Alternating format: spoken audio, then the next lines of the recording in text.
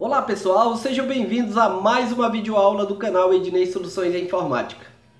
Bom gente, nessa videoaula aqui eu vou falar sobre 5 coisas que você precisa saber para recuperar placas de desktop.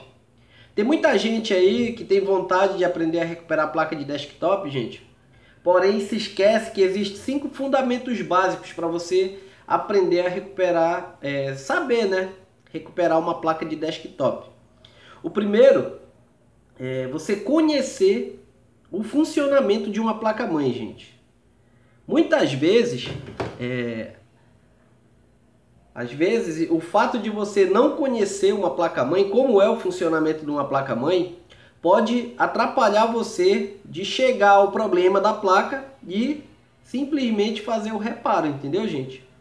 Então é muito importante você ter um conhecimento como é que funciona uma placa-mãe, com quantas voltagens a placa-mãe trabalha, qual é o CI que reseta os outros chipsets, entendeu? Então esse é o primeiro fundamento que você precisa saber para aprender a recuperar uma placa de desktop, é conhecer como é o funcionamento de uma placa-mãe. A segunda coisa que você precisa fazer é ter uma boa análise visual. Eu sempre costumo dizer para meus alunos no curso que quando a gente pega uma placa de desktop para fazer reparo, é muito importante a gente fazer a análise visual, gente. A análise visual, muitas vezes, ela é até melhor do que você pegar o multímetro, colocar a placa na bancada e começar a medir componentes ali. Às vezes o defeito de uma placa-mãe, gente, ela está visivelmente na nossa frente. Então, é muito importante a gente pegar e ter um bom golpe de vista, gente. Já teve placas aqui, gente, que eu já peguei para fazer reparo, que praticamente eu nem toquei no multímetro, gente. Só de olhar a placa-mãe ali, eu já vi ali o defeito visível ali na placa-mãe ali. É um resistor queimado, é um capacitor estourado, é um MOSFET queimado também, entendeu? Então ali um CI de rede, um CI de áudio torrado. Então muitas vezes é sempre bom você pegar uma placa-mãe. Quando você vai pegar uma placa para fazer análise, você olhar bem a placa-mãe, gente. Às vezes também o fato da placa-mãe ela tá muito suja, às vezes a placa-mãe ela não dá imagem. Então por você notar isso, que a placa-mãe está muito suja, às vezes uma boa limpeza, uma boa lavagem, como é ensinado no curso, já resolve o problema da placa-mãe. Então esse é o segundo fundamento que você precisa ter. Você tem que ser bastante atencioso, tem que ter bastante concentração para recuperar placas de desktop. O terceiro é saber fazer análise, gente.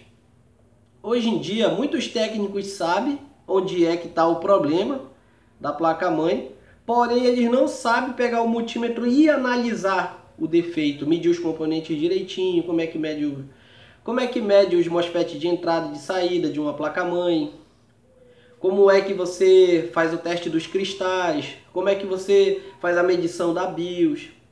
E muitas vezes, por esses técnicos não ter não ter conhecimento a respeito dessas análises aí com o multímetro, eles acabam fazendo diagnósticos errados. Às vezes eles acabam trocando componentes da placa que na verdade não tinha nada a ver, entendeu? Ter trocado. Então é importante você saber utilizar muito bem o multímetro na hora das análises. Até porque para que você dê um diagnóstico preciso e aí possa chegar à raiz do problema. O quarto, que eu sempre friso, para os meus alunos, é usar as ferramentas. Para você reparar a placa de desktop, gente, você tem que saber utilizar as ferramentas. Você tem que saber utilizar o ferro de solda, você tem que saber utilizar a estação de ar quente, entendeu? Você tem que utilizar muito bem essas ferramentas porque elas são essenciais para que você venha fazer os reparos. Você também precisa saber utilizar o regravador de BIOS.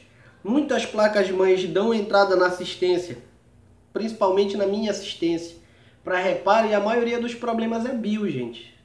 BIOS corrompida, BIOS com problema. Ah, como é que usa? Ah, professor, alguns alunos às vezes me perguntam, professor, a BIOS dessa placa está queimada, eu posso pegar uma outra BIOS de uma outra placa-mãe que não é igual para fazer a regravação? Pode, gente. O que é muito importante nisso daí? Primeiro, você precisa saber qual é o tamanho do arquivo, né, da BIOS. E se o chip ele tem a capacidade para suportar aquele arquivo. Não importa, por exemplo, eu posso pegar uma BIOS de 1 GB e o CI de BIOS e posso gravar a programação da PCUE nela. Se ela for, por exemplo, de 4 megas, o arquivo da BIOS da PCUE for de 4 megas, o chip da BIOS, da placa lá, Gigabyte, suportar 4 megas, eu posso gravar aquele arquivo lá naquele chip, que a placa vai funcionar. Entendeu, gente? Então são essas coisas assim que a gente precisa saber, né? No caso, assim, como usar as ferramentas, entendeu? E o quinto fundamento, que é muito importante, ler e interpretar esquemas elétricos. Olha, eu não sou nada contra quem usa esquema elétrico para recuperar a placa de desktop. Algumas vezes eu já usei também, mas hoje em dia, devido à prática que eu tenho hoje, gente, eu não utilizo mais esquema elétrico para recuperar a placa de desktop. Então hoje, a gente pode fazer seguir os sinais, coisas que eu ensino para meus alunos. Por exemplo, no curso Conserto de Placa-Mãe 1.0 e 2.0, eu não ensino ler e interpretar esquemas elétricos, porque eu acredito que isso daí já é um curso fora a parte, gente. Então, quando você aprende a interpretar e ler esquemas elétricos, isso daí vai servir não só para a placa de desktop, como para a placa de notebook, como para a placa de televisão, de som e dentre outros eletrodomésticos aí. Se você souber interpretar, ler e interpretar o esquema elétrico, você pode consertar qualquer equipamento. Então eu sempre recomendo que você faça um curso fora a parte, entendeu? Tá certo, gente? Então é muito importante você saber essas 5 coisas a respeito de placa de desktop. Então, gente, também é importante também, né? Além de todos esses 5 fundamentos aí que eu falei, né? Você entender uma coisa, que recuperar a placa de desktop também, gente, requer perseverança, persistência. Você vai ver que muitas placas você vai pegar, você vai fazer o reparo rápido, mas vai ter muitas placas que você pode demorar para fazer o reparo. Tem placas às vezes que eu passo uma semana para me descobrir o problema dela. Uma semana, o máximo que eu já passei numa placa foram 8 dias para recuperar uma placa. Mas quando eu não tinha tanta prática assim, eu demorava muito mais tempo. Às vezes eu passava 2 semanas, quase 3 semanas para poder recuperar uma placa. Mas aí, hoje com a experiência que eu tenho, né? Hoje, eu seguindo os sinais, eu já consigo identificar os defeitos e assim já fazer o reparo. Todas as placas vão ter jeito? Não, gente. Nem todas as placas a gente vai consertar. Mas eu lhe garanto que de 100%, 80% das placas tem recuperação. Tá certo, gente? Então eu queria deixar isso daí para vocês. Se você gostou desse vídeo, deixe seu like, se inscreva no canal se você for novo por aqui, né? Ative o sininho para não perder aí os novos vídeos aí. E quero avisar para você que o curso Conserto de Placa-Mãe 1.0 e 2.0 continua à venda, gente. Então aí eu vou deixar o WhatsApp aqui na descrição, né? Do vídeo aqui para vocês falarem com o pessoal da minha equipe de venda aí, que eles vão estar passando mais informações a respeito do curso. Tá certo, gente? Então eu quero deixar isso daí para vocês. Um grande abraço a todos e até o próximo vídeo. Valeu!